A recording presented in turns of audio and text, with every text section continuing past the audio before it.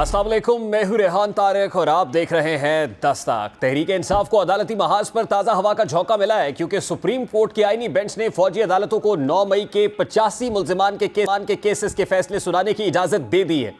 अब इन मुल्जिमान को इस फैसले का फ़ायदा होगा क्योंकि जिन्होंने अपनी सज़ा पूरी कर ली है उनको इस केस से रिहाई मिल जाएगी। बहरहाल अदालत ने अभी ये तस्लीम नहीं किया कि सिविलियंस हैं उनका मिलिट्री कोर्ट में ट्रायल जायज़ है या फिर आईनी बेंच ने अदालत की दीगर जो केसेस हैं वो कोर्ट के फैसले से, यानी जो कोर्ट का फैसला होगा उससे मशरूत होंगे मामला। आज सुप्रीम कोर्ट की आईनी अदालत में होने वाली इस केस की समाअत के अहवाल की बात की जाए तो जस्टिस अमीनुद्दीन खान की सरबराही में 7 रुकनी आईनी बेंच ने केस की समाअत की।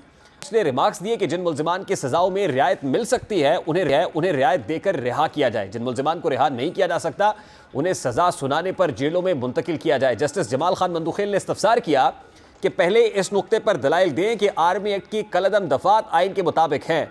अदालती फैसले में दफात कलअदम करने की वजूहात क्या है? वजारत दिफा के वकील ख्वाजा हारिस ने कहा कि सुप्रीम कोर्ट के फैसले में खराबी हैं। जस्टिस जमाल खान मंदुखेल ने कहा कि अदालती फैसले को इतना बेतौकीद तो ना करें कि इसे ख़राब कहें। वकील ख्वाजा हारिस ने वजाहत पेश करते हुए कहा कि माजरत खां, मेरे अल्फाज कानूनी नौयत के नहीं थे। जस्टिस मोहम्मद अली मजहर ने कहा कि कल भी कहा था कि 9 मई के वाक़यात की तफसीलात फराहम करें। फिलहाल तो हमारे सामने सिर्फ कोर कमांडर हाउस का ही मामला है। अगर केस सिर्फ कोर कमांडर हाउस तक ही रखना है तो ये भी बता दें। जस्टिस मुसर्रत हिलाली ने रिमार्क्स दिए कि जिन दफात को कलअदम करार दिया गया है उनके तहत होने वाले ट्रायल का क्या होगा।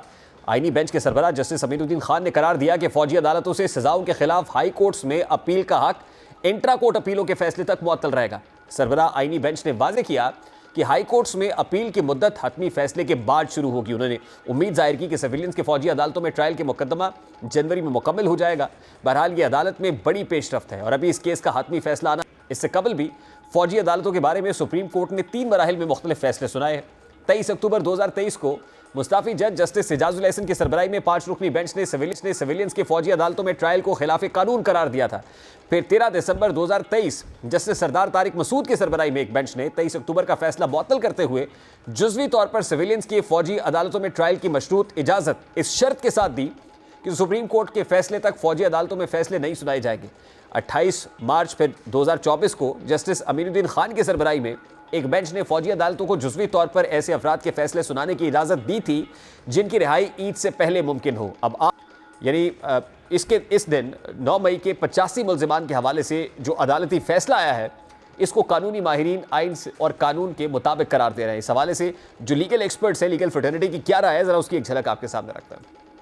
जो आइन है वो इस चीज का मतकाजी है कि फेयर ट्रायल हो। वो बुनियादी जुज है कि ट्रायल जो है वो उसका हतमी नतीजा जो है उसको फौरी तौर पे सुनाया जाए, ना कि उसको इल्तवा में रखा जाए। अब जिन लोगों ने रिहा होना है फैसले के तहत वो रिहाई पा सकेंगे और जिन लोगों को सजा होनी है वो सजा के मुर्तकिब होंगे और उनके पास हक हासिल होगा। अब कानून, आइन और इंसाफ के असूलों की स्पिरिट के मुताबिक फैसला है, इसलिए कि वो लोग जिनके ट्रायल कंक्लूड हो चुके हैं, शायद उनमें से बाज लोग जिन्हें माइनर पेनल्टीज इंपोज या अवॉर्ड की जा चुकी होंगी तो वो अपनी सेंटेंस भी सर्व कर चुके हों, तो उन्हें फिर अपनी सजा से ज्यादा अरसे तक पाबंद सलासल रखना ये कानून की खिलाफ वर्जी होगी। बड़ा सिग्निफिकेंट फैसला है क्योंकि इसकी वजह से जो बाकी लोग जिनके खिलाफ अभी तक ट्रायल नहीं शुरू हुआ उनको काफी मुश्किलात पैदा हो जाएंगी, क्योंकि अभी तक तो वो समझते थे कि शायद बच जाएंगे वो, लेकिन अब लगता ये है कि नहीं बचेंगे और इसकी वजह से मेरे ख्याल में पीटीआई के लिए काफी मुश्किलात पैदा हो जाएंगी। बहरहाल आज सुप्रीम कोर्ट ने तो 9 मई की पादाश में कैद लोगों की किस्मत का फैसला कर दिया, लेकिन फैसल वोडा भी एक फैसला सुना रहे हैं और वो कहते हैं कि फैज़ हमीद समेत मुल्जिमान का ट्रायल एक ही जगह होगा। फैज़ हमीद ने जो गवाही और शवाहिद दिए हैं, बदकिस्मती से पहला नाम बानी पीटीआई का। अब फैसल वोडा तो कुछ और ही कहानी बता रहे हैं, जबकि आज सीनियर सहाफ़ी अंसार अब्बासी की खबर के मुताबिक सियासी सरगर्मी में मुलव्वस होने और ऑफिशियल सीक्रेट एक्ट की खिलाफ वर्जी समेत कई इल्ज़ामात का सामना करने वाले ISI के साबिक डायरेक्टर जनरल फैज़ हमीद ने सियासी और दीगर मामलात में PTI की रहनुमाई करने के इल्ज़ाम की सख्ती से तरदीद की है। अब सवाल यह है कि जब फैज़ हमीद सियासत में मुदाखलत के इल्ज़ाम को रद्द कर रहे हैं तो क्या वो वाकई 9 मई पर अपने जुर्म का एतराफ़ कर चुके हैं? बहरहाल फैसल वोडा की बात का मतलब ये निकलता है कि फैज़ हमीद बानी PTI के खिलाफ वादा माफ गवाह बन गए हैं और आने वाले वक्त में बानी PTI की मुश्किल बढ़ सकती है। अब आने वाला वक्त ही तय करेगा कि बानी PTI 9 मई केस में मुश्किलात कम कर पाते हैं, उनकी मुश्किलात कम होती हैं या फिर बढ़ जाती हैं, लेकिन फ़िलहाल अपनी ही पार्टी बानी PTI की मुश्किल में इजाफे का सबब ज़रूर बन रही है। बानी PTI ने गुज़श्ता रोज़ अडयाला जेल में सहाफियों से गुफ्तगू में पार्टी क़यादत के खिलाफ चार्जशीट खड़ी कर दी है। और बानी पीटीआई का कहना था कि अखबार की खबरों से भी ऐसा तासुर मिल रहा है कि बाहर दोस्ताना माहौल है। बानी पीटीआई ने अपनी लीडरशिप के रवैये पर हैरानी का इजहार करते हुए कहा कि मुझे तवक्को थी कि डी चौक मामले को पार्लियामान और दीगर फोरम्स पर भरपूर अंदाज में उठाया जाएगा, मगर मुझे हैरानी है कि ऐसा नहीं हुआ। आज बैरिस्टर अली जफर ने भी बानी पीटीआई के तहफ़्फ़ुज़ात का इकरार कर कि पीटीआई का मुज़ाकरात का तरीक़ाकार गलत है। ऐसा लग रहा है जैसे अब भीख मांग रहा है। इस वक्त पाकिस्तान तहरीक इंसाफ के रहनुमा शौकत यूसुफजई साहब ने भी ज्वाइन किया। अस्सलाम वालेकुम शौकत यूसुफजई साहब, बहुत बहुत शुक्रिया आपके वक्त के लिए। सर, सबसे पहले तो ये कहिएगा कि आज आईनी बेंच ने 9 मई के 85 मुल्ज़मान के जो फैसले हैं मिलिट्री कोर्ट में वो सुनाने का हुक्म जारी किया है, तो ये पाकिस्तान तहरीक इंसाफ के लिए रिलीफ है, कोई बेहतर फैसला है, या आप समझते हैं कि आगे चल के मुश्किल बनेगा? देखिए, अदालती सिस्टम है, मुझे ज़्यादा इसके बारे में इल्म नहीं है, क्योंकि अदालती मामला जो वो हमारे जो वकला साहिबान है वो देखते हैं सारी सूरत हाल को। लेकिन देखिए, हम तो हालात जैसे भी हों, ज़ाहिर हम सियासत कर रहे हैं, सियासी वर्कर्स हैं, और इस हुकूमत ने सियासत को इतना एक किस्म की गाली बना के रख दी है, जो भी मुखालफत करता है वो बस दहशतगर्द करार दिया जाता है। और तो ये मेरे ख्याल से बहुत ही अफसोसनाक सूरत हाल है इस मुल्क में। अब सियासत करना जो है वो मुश्किल होता जा रहा है। लेकिन जाहिर है तहरीक इंसाफ ने हमेशा एक सच की सियासत की है और इन सब पाकिस्तानी अवाम के हकूक़ की बात की है। आज अल्हम्दुलिल्लाह 70-80% लोग जो है वो तहरीक इंसाफ के साथ वाबस्ता हैं, और इतनी सख्तियां झेलने के बावजूद भी सबसे बड़ी अक्सरियत तहरीक इंसाफ के पास। अच्छा, देखिए शौकत यूसुफ साहब, ये तो अब कानूनी फैसला है, आईनी फैसला है। अब दूसरी तरफ फैसल वाडा साहब जो पॉलिटिकल स्टेटमेंट दे रहे हैं, जो सियासी बयान है वो ये है कि जनरल फैज़ हमीद ने जो नाम लिए हैं उनमें पहला नाम ही टॉप ऑफ द लिस्ट बानी पीटीआई का है, और ultimately it leads to military court trial of बानी PTI. How do you see that?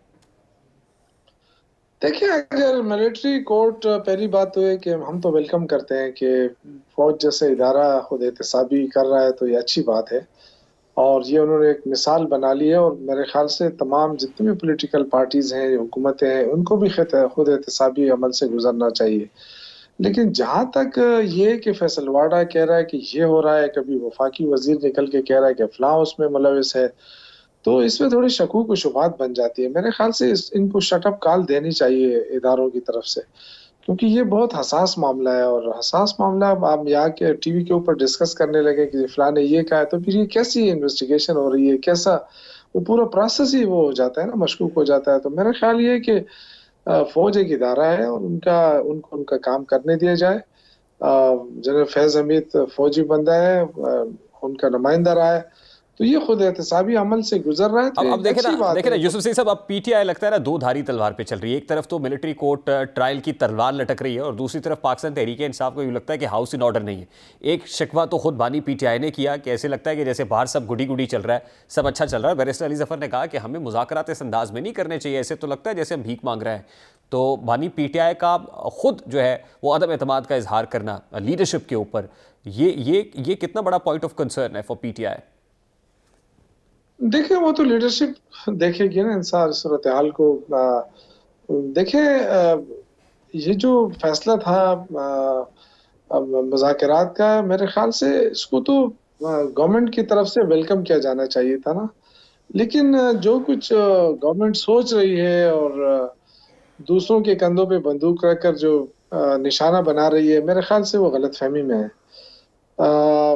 गलतफहमी में इसलिए कि तहरीक इंसाफ को दबाने से या तशद्दुद करने से या लोगों को डराने धमकाने से पार्टी को ख़त्म नहीं किया जा सकता।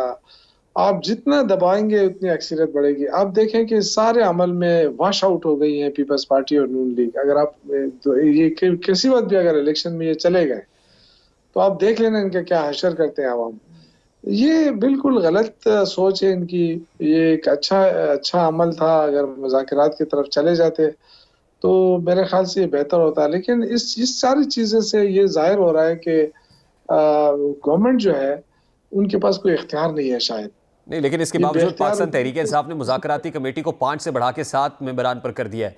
2 मजीद लोगों को शामिल किया गया है, MWM के सरबराह को शामिल किया गया है, और उसके साथ साथ जो है वो हामिद खान साहब को, सेनेटर हामिद खान को भी शामिल कर लिया गया है। तो पीटीआई ने तो इसको एक्सपैंड कर दिया है। ये क्या स्ट्रेटेजिक मूव है? हुकूमत की तरफ से तो अभी तक मुज़ाकराती कमेटी अनाउंस नहीं हुई। ये इससे साफ जाहिर है ना, जो लोग लिए गए हैं आप देखें कि इनमें से ज्यादातर लोग जैसे हामिद खान साहब हो गए, ये उमर अयूब हो गया, असद कैसर हो गया, ये सारे जो है इसके हामी हैं, मुज़ाकरात के हामी हैं। तो अगर ये मौका है गवर्नमेंट बैठ के मामलात को हल कर ले, क्योंकि मुल्क इस वक्त शदीद माली बहरान का शिकार है। लेकिन यूसुफ साहब, इससे इंप्रेशन तो यही जा रहा है कि पीटीआई है जो इस वक्त मुज़ाकरात चाह रही है, और शायद वो तरले और मिन्नतों वाला इंप्रेशन जा रहा है। हुकूमत दूसरी तरफ से अपने पॉइंट पे खड़ी हुई है कि अभी तक उन्होंने टीम भी अनाउंस नहीं की। मेरे ख्याल से ये देखें थोड़ा सा वो हो गया है कि देखिए हमने तो ऑलरेडी तहरीक का ऐलान भी कर दिया है नेक्स्ट, तो हमारी तरफ से तो कोई इशू नहीं है। अगर ये गवर्नमेंट मुज़ाकरात नहीं करेगी तो सारा मलबा गवर्नमेंट के ऊपर लेकिन उस पर गिरेगा। भी सर लीडरशिप डिवाइडेड है ना। जैसे जरताज गुल साहिबा कह रही थी कि ये कोई जो सिविल डिसोबीडियंस की कॉल है, कोई फाइनल कॉल नहीं है, और ऐसा नहीं है कि वो होने जा रहा है, कोई अटल फैसला नहीं है, मुज़ाकरात होंगे। नहीं, वही तो मैं कह रहा हूँ ना, जब 7 रुकनी कमेटी बन गई तो इसका मतलब है कि अपोजिशन जो है वो मुज़ाकरात के लिए तैयार है, संजीदा है। अगर मुज़ाकरात के लिए संजीदा ना होती तो फिर तो इतनी बड़ी कमेटी बनाने की जरूरत ही नहीं थी। लेकिन ये जो है ना, मैं समझता हूँ कि हुकूमत को इससे फायदा उठाना चाहिए। अल्टीमेटली नुकसान पाकिस्तान का होगा। अगर यानी पीटीआई के पास तो ऑप्शन यही है ना कि एहतजाज का रास्ता अपना, और तो उनके पास कोई ऑप्शन नहीं है। हमने ये भी देख लिया कि पुरअमन एहतजाज किया तब भी डंडे बरसे, आंसू गैस के शेल बर्दाश्त किए, लोगों को जेलों में डाला गया, जब धरने के लिए गए तब भी ये सलूक हुआ।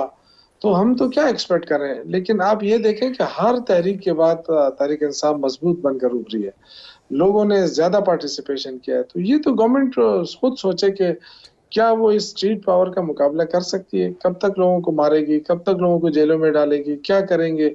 इस वक्त भी मेरे अंदाजे के मुताबिक जो लोग इस वक्त अटक जेल में हैं, और वहाँ जो पुलिस वाले हैं, वो एक जो लोग मिलने जाते हैं वो कहते हैं हम तो खुद परेशान है यार, क्योंकि गवर्नमेंट फंड नहीं दे रही, और ये इतने सारे लोगों का सिर्फ खाना जो है ना वो हमारे ये गवर्नमेंट से इसमें गवर्नमेंट का वर्जन लेने की कोशिश करते हैं कि गवर्नमेंट अभी तक को मुज़ाकराती कमेटी क्यों अनाउंस नहीं कर रही, और पाकिस्तान तहरीक इंसाफ ने तो 5 रुकनी मुज़ाकरात एक्सपैंड करके 7 पर अब जो है वो कॉन्स्टिट्यूट कर दिया है। अब इसमें ब्रेक लेते हैं, ब्रेक के बाद वापस आएंगे। राना एहसान अफजल साहब पाकिस्तान मुस्लिम लीग नून के मरकजी रहनुमा हमारे साथ मौजूद होंगे। इस ब्रेक के बाद हमारे साथ रहिए।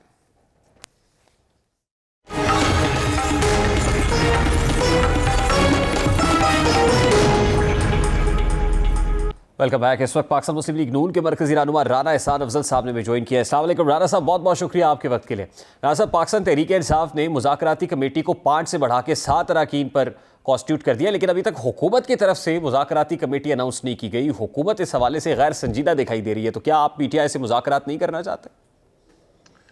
बिस्मिल्लाहिर्रहमानिर्रहीम। देखें, गवर्नमेंट के दरवाजे हर वक्त खुले हैं, और गवर्नमेंट ने तो पहले भी जब ये बेलारूस के सदर आ रहे थे तो इनको कहा था कि आप ये जो है एहतजाज डिले कर लें, लेकिन एक पुरतशद्दुद एहतजाज उन्होंने किया जहां 150 पुलिस वाले ज़ख्मी हुए, 8 पुलिस वालों को गोलियां लगी, फिर रेंजर्स और पुलिस वाले शहीद भी किए गए, और जो तनसीबात हैं एहलकारों की कुछ 40 गाड़ियां जला दी गई।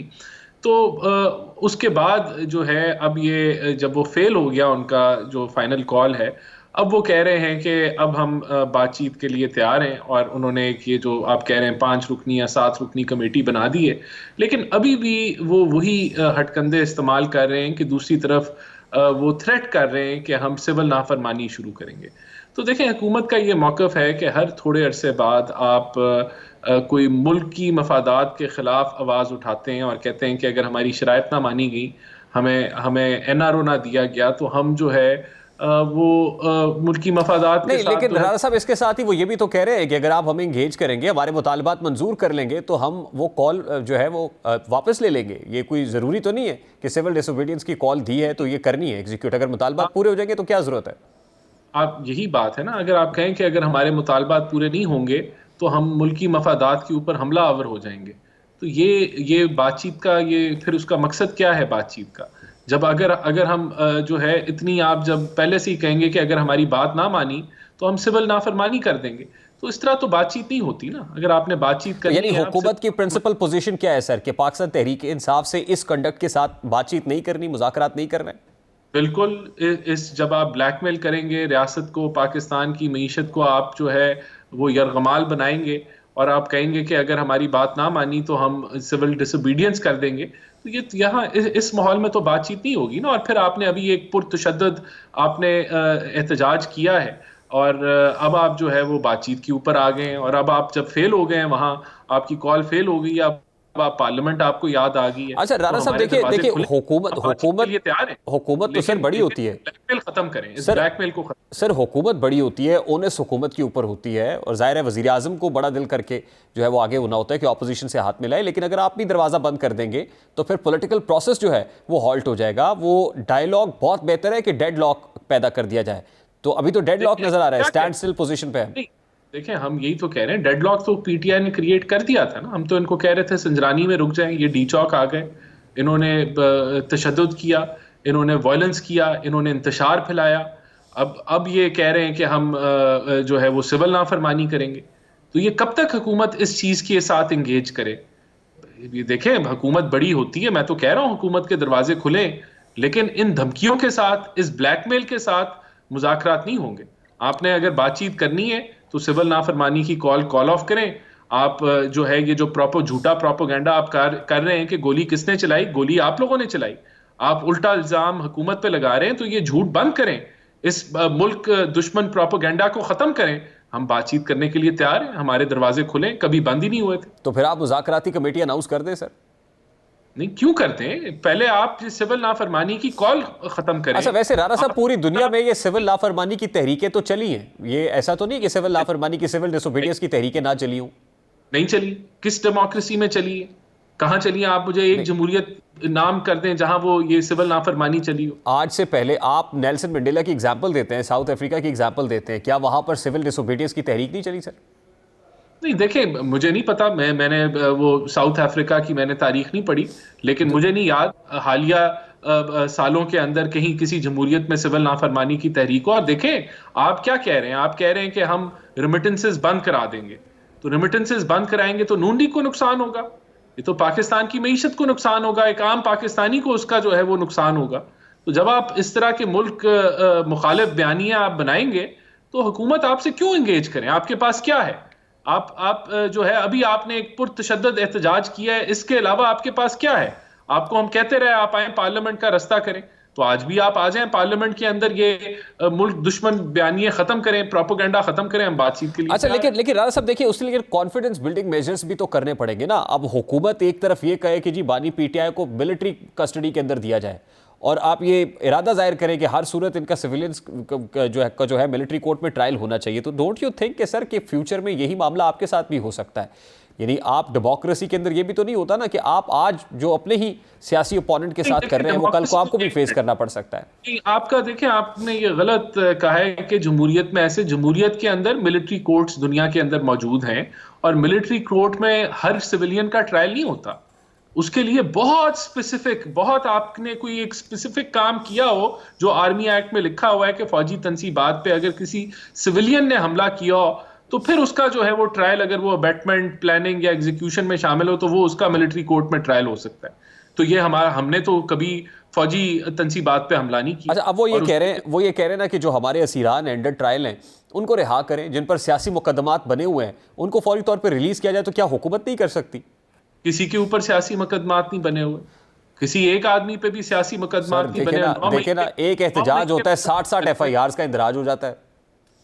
देखें, 9 मई के मुकदमात बने हुए, और 9 मई हकीकत है, पूरी 25 करोड़ अवाम ने देखा है कि एक बगावत की अटेम्प्ट थी, एक जो है वो इंतशार। 9 मई से हट के भी एक एहतजाज के लिए पीटीआई निकलती है, 60 FIRs हो जाती है एक इंडिविजुअल के ऊपर।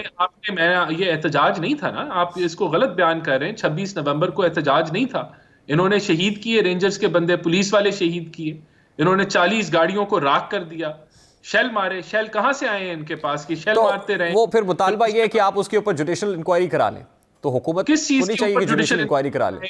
ये किस चीज पे जुडिशियल इंक्वायरी कराएं कि इन्होंने 40 गाड़ियां जलाई हैं, 150 पुलिस वाला जख्मी किया है? सर, ये मैं तो कह रहा हूं कि प्रोपोगंडा, ये प्रोपोगंडा दम तोड़ जाएगा ना सर। आप वो इंक्वायरी, वो फोरेंसिक रिपोर्ट रख दें, वो दम तोड़ जाएगा। दम तोड़ गया है, प्रोपोगंडा दम तोड़ गया है। कोई 12 लाशें भी ये सामने नहीं ला सके, कोई एक जो है वो मेडिकल नहीं सामने ला सके। आज वैसे उन्होंने प्राइवेट कंप्लेंट तो रजिस्टर करा दिए, और उसके अंदर उन्होंने कहा कि 12 लोग हैं। ये कहते हैं कि 12 जो है इनके लोग जो है वो शहीद हुए हैं। किसी का मेडिकल दिखा दें, बताएं कितने लोग गोलियों से शहीद हुए हैं। किसी केपीके की हुकूमत इनके पास है, झूठा प्रोपेगेंडा कर रहे हैं, कोई कुछ नहीं साबित कर सके, और ऊपर से पूरी मुल्क की जो है वो साख खराब कर रहे हैं दुनिया के अंदर। तो ये जब झूठे प्रोपेगेंडे आप करेंगे, आप पुरतशद्दद एहतजाज करेंगे, इंतशार फैलाएंगे, फिर आप कहेंगे हम नाफरमानी करेंगे, सिविल डिसोबीडियंस करेंगे, और फिर आप कहेंगे हमारे से बात कर लें। तो किस लिए बात करें जब आपने मुल्क दुश्मनी जो है वो स्टार्ट की हुई है? ऐसे तो नहीं होता। तो राणा साहब, मुल्क को तो इस वक्त स्टेबिलिटी चाहिए, और जाहिर है इकोनॉमिक स्टेबिलिटी पॉलिटिकल स्टेबिलिटी से जुड़ी हुई है। अल्हम्दुलिल्लाह मुल्क स्टेबल है, अल्हम्दुलिल्लाह महंगाई की शरह नीचे आ रही है, तजारत, एक्सपोर्ट्स, रिमिटेंसेस बेहतरी की तरफ गामजन है, करंट अकाउंट डेफिसिट पॉजिटिव है, हर लिहाज से मुल्क बेहतरी की तरफ जा रहा है। और यही तो इनकी घबराहट है, यही तो प्रॉब्लम है पीटीआई का, कि वो ये चाहते नहीं है कि मुल्क बेहतरी की तरफ जाए, और वो इसी वजह से पॉलिटिकल इंस्टेबिलिटी फैला रहे हैं, इसी वजह से वो civil disobedience. you have decided not to talk to PTI? No, we have नहीं, हम our doors are open। इस ब्लैकमेल को खत्म करें, इन थ्रेट्स को खत्म करें, इन धमकियों को खत्म करें जो मुल्क के मफादात के खिलाफ हैं, तो हमारे दरवाजे खुले। कोई मिनिमम कॉमन एजेंडा भी तो होगा ना सर, कोई ना कोई मुतालबा लेके मुज़ाकरात होते हैं कि बगैर मुतालबे के मुज़ाकरात शुरू होते हैं? बात यह है कि आप कह रहे हैं कि आपने सिविल डिसोबीडियंस करनी है अगर हमारी शराइत ना मानी गई। इस तरह बातचीत नहीं। अच्छा, मुझे बताएं कि जो 2 शराइत रखी हुई हैं, क्या ये 2 शराइत जो रखे हैं, ये मुतालबात रखे हैं, इन पे बात हो सकती है कि एक तो अंडर ट्रायल कैदियों को रिहा करें, दूसरा 9 मई और 26 नवंबर का जो एहतजाज है उसकी जुडिशल इंक्वायरी कराएं? क्या इन 2 मुतालबात पर बात हो सकती है? सिविल डिसोबीडियंस की कॉल ऑफ जब आप करेंगे तो फिर हम इसके बारे में सोच सकते हैं। नहीं, उस पे बात हो जाएगी फिर? बिल्कुल, मैं कह रहा हूं उसके बाद बात बिल्कुल, फिर हम बातचीत के लिए तैयार हैं। सिविल डिसोबीडियंस की कॉल ऑफ करें, और आप ये जो आपने इंतशार फैलाया है वो उसके ऊपर जो आप प्रोपेगेंडा कर रहे हैं उसके हकायक सामने लेके आए, फिर हम बातचीत कर लेंगे। ठीक। लास्टली ये बताइएगा कि परवेज खटक साहब पाकिस्तान मुस्लिम लीग नून ज्वाइन कर रहे हैं राणा साहब? नहीं, मेरे पास ऐसी कोई खबर नहीं है। और फिर खुरम दस्तगीर साहब बहुत गिला कर रहे हैं कि उनकी कायद से मुलाकात नहीं हो सकी। जावेद लतीफ़ साहब पब्लिक डोमेन में आके, मीडिया पे आके बात कर रहे हैं कि हमें तो हुकूमत जो है वो ज़बरदस्ती दी गई। तो अब अपने ही लोग हैं पाकिस्तान मुस्लिम लीग नून के जो नून लीग के इस तर्ज़ हुकूमत के ऊपर भी सवाल उठा रहे हैं, और जिस अंदाज में हुआ है उस पर भी क्वेश्चन मार्क है। नहीं, देखें, जो लोग इस वक्त इस सिस्टम का हिस्सा नहीं है उनके गिले शिकवे होंगे, लेकिन ये कोई लार्ज स्केल के ऊपर नहीं है। चंद लोगों की अपनी इंडिविजुअल राय है, और पार्टी को चाहिए कि उनके साथ इनको एंगेज करें, लेकिन ये कोई पार्टी अल्हम्दुलिल्लाह इट इज़ टुगेदर, और अंडर द लीडरशिप ऑफ मियां नवाज शरीफ सारे जो हैं इत्तेफाक में हैं। ठीक, बहुत बहुत शुक्रिया राना एहसान अफजल साहब आपके वक्त के लिए। पाकिस्तान मुस्लिम लीग नून के मरकज़ी रहनुमा अफजल साहब हमारे साथ मौजूद थे, और हुकूमत is very clear about it कि जब तक PTI ये सिविल डिसोबीडियंस कॉल ऑफ नहीं करती, इसकी कॉल वापस नहीं लेती है, तब तक उनसे कोई मुज़ाकरात किसी किस्म के नहीं होंगे। ब्रेक लेते हैं, ब्रेक के बाद वापस आते हैं।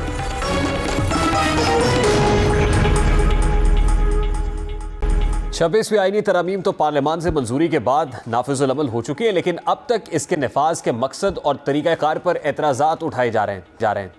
PTI का यह दावा है कि यह तरमीम उसको दीवार के साथ लगाने के लिए की गई। फिर अदालत में भी 26वीं तरमीम को लेकर जज साहिबान में वाज़ेह तक़सीम नजर आई। यही वजह थी कि PTI ने 26वीं आईनी तरमीम पर फुल कोर्ट बनाने का मुतालबा किया, लेकिन इस मुतालबे को चीफ जस्टिस याह्या अफरीदी ने 7 दिसंबर के होने वाले इजलास में मुस्तरद कर दिया था। इस इजलास में ही जस्टिस मंसूर अली शाह ने भी फुल कोर्ट बनाने की तजवीज़ दी थी। अब बहरहाल 26वीं आईनी तरामीम के खिलाफ केस की समाअत आईनी बेंच ही करेगा, क्योंकि सुप्रीम कोर्ट में फौजी अदालतों से मुताल्लिक केस की समाअत के दौरान ही आईनी बेंच ने 26वीं तरमीम पर दायर दरखास्तों पर समाअत जनवरी के दूसरे हफ्ते करने का इंदिया दे दिया है। अब सवाल यह है कि 26वीं आईनी तरामीम के नतीजे में ही आईनी बेंच वजूद में आया, और अब आईनी बेंच ही 26वीं आईनी तरामीम पर फैसले देगा, जिस पर कई सवालात खड़े होंगे, और इस फैसले को भी मुतनाज़ा करार दे दिया जाएगा। मुनासिब तो यही था कि फुल कोर्ट ही 26वीं आईनी तरामीम पर फैसला देता, और अगर ऐसा हो जाता तो फिर जो भी फैसला आता उस पर तनाज़ा खड़ा ना होता। लेकिन आईनी बेंच के कोर्ट में डालकर ये बोल मज़ीद पेचीदगियाँ पैदा की जा रही हैं, और ख़ास तौर पर तहरीक इंसाफ इस पर आवाज़ उठाएगी। अब ऐसे वक्त में जब अदलिया के अंदर तकसीम है, ऐसे में आईनी बेंच के 26वीं आईनी तरमीम से मुताल्लिक केस सुनने पर मज़ीद उलझने बढ़ेंगी। अगर 26वीं तरमीम कलअदम करार दे दी जाती है तो फिर जुडिशल कमीशन की कार्रवाइयाँ आईनी बेंच की हैसियत ख़त्म हो जाएगी। सबसे बढ़कर 3 सीनियर तरीन जजेस में से एक जज को चीफ जस्टिस बनाने का कानून भी उड़ जाएगा, जिसके नतीजे में justice Mansoor Ali Shah chief justice बन जाएंगे और फिर 9 मई बानी पीटीआई के इनफरादी मुकदमात और इलेक्शन धांधली जैसे अहम केसेस जस्टिस मंसूर अली शाह के पास चले जाएंगे। और जाहिर है कि हुकूमत को यह खदशा है कि अगर ये केसेस मंसूर अली शाह के पास चले गए तो बानी पीटीआई को बड़ा रिलीफ मिल सकता है और हुकूमत तकलीफ में आ सकती है। और यही वजह है कि 26वीं आईनी तरामीम को इतनी उजलत में मंजूर कराया गया है। अब ऐसे में हुकूमत की तो ये कोशिश है कि किसी तरीके से आईनी तरामीम को बरकरार रखा जाए। अब बहरहाल आईनी बेंच के लिए बड़ा इम्तहान होगा कि वो इस केस में क्या फ़ैसला देते हैं। अगर आईनी तरामीम को बरकरार रखा जाता है तो ये तासुर उभर सकता है कि आईनी बेंच ने अपने मफाद के लिए फ़ैसला दिया है। दूसरी जानिब आज चीफ जस्टिस याहिया अफरीदी की ज़ेर सदारत सुप्रीम जुडिशल काउंसिल का इजलास हुआ, जिसमें justice Mansoor Ali Shah, justice Muneeb Akhtar, chief justice Islamabad high court justice Aamir Farooq और chief justice Balochistan high court Hashim Kakar ने शिरकत की। एलामिया के मुताबिक इजलास में जजेस कोड ऑफ कॉन्डक्ट में तरामीम का मामला ज़ेर गौर आया। जस्टिस मुनीब अख्तर की सरबराही में कायम कमेटी जजेस कोड ऑफ कॉन्डक्ट में तरामीम पर तजावीज़ पेश करेगी और इजलास में जुडिशल काउंसिल ने जजेस के खिलाफ 35 इनफरादी शिकायत का जायजा लिया, जिनमें से 30 शिकायत खारिज कर दी गई, जबकि 5 शिकायत पर जवाब मांग लिया गया है। जुडिशल काउंसिल इजलास के एलामिये में फिलहाल किसी जज के खिलाफ शिकायत की तफसील या नाम का जिक्र मौजूद नहीं है। बहरहाल अब 26वीं आईनी तरामीम से मुताल्लिक केसेस जनवरी के दूसरे हफ्ते में लगे हुए हैं, जिसे इस बेंच के सामने इसी के रूबरू पेश किया जाएगा। देखना यह है कि इस पर जो अपोनेंट्स हैं या जो पिटिशनर्स हैं वो सेटिस्फाई होते हैं या फिर वो फुल कोर्ट का मुतालबा ही करते हैं। प्रोग्राम में अभी एक ब्रेक शामिल करेंगे और ब्रेक के बाद जब वापस आएंगे तो वर्ल्ड बैंक ने पाकिस्तान के लिए $500 बिलियन से ज़ायद का जो सपोर्ट बजट है वो मनसूख कर दिया है। इस पर बात करेंगे इस ब्रेक के बाद। हमारे साथ रहिए।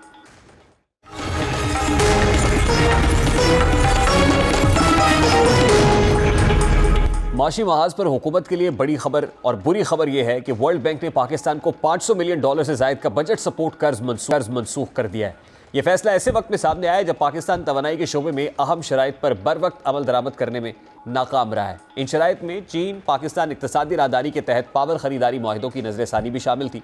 वर्ल्ड बैंक का कहना है कि पाकिस्तान की तरफ से सुस्त रफ्तार पेशरफ्त उसने अपने कर्ज की हिकमत अमली में तब्दीली की है।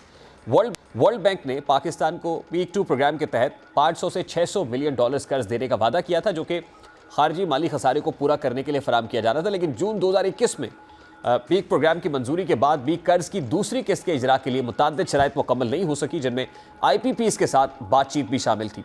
हुकूमती ज़राए के मुताबिक CPEC के तहत चीनी पावर प्लांट्स के साथ मुज़ाकरात में कोई पेशरफ नहीं हो सकी और चीन ने इन वाहिदों को दोबारा खोलने से बार बार इनकार किया।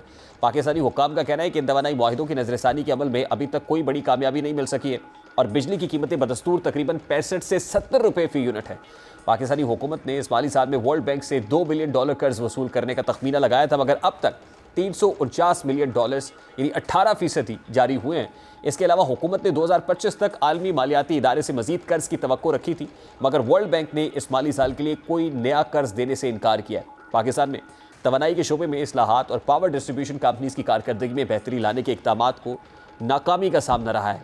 नेपरा की रिपोर्ट के मुताबिक पावर डिस्ट्रीब्यूशन की इनएफिशिएंसीज कंपनीज की वजह से गुज़श्ता माली साल में $660 बिलियन के नुकसान के सर्कुलर डेट $2.393 ट्रिलियन तक पहुंच गया है। वज़ीर ख़जाना मोहम्मद औरंगज़ेब ने इस फैसले के बावजूद मस्बत अंदाज में कहा है कि हमारा बैरूनी मालियाती खसारा पूरा हो गया है और हम अपनी शराइत पर कर्जे हासिल करेंगे। ताहम अब ये जो ब्लो वर्ल्ड बैंक की तरफ से यकीनन ये कंट्रीब्यूट तो करेगा। प्रोग्राम का वक्त अपने इख्तिताम को पहुंचे। आपसे मुलाकात होगी इंशाल्लाह अगले हफ्ते। अब तक रखिए ख्याल। अल्लाह हाफ़िज़।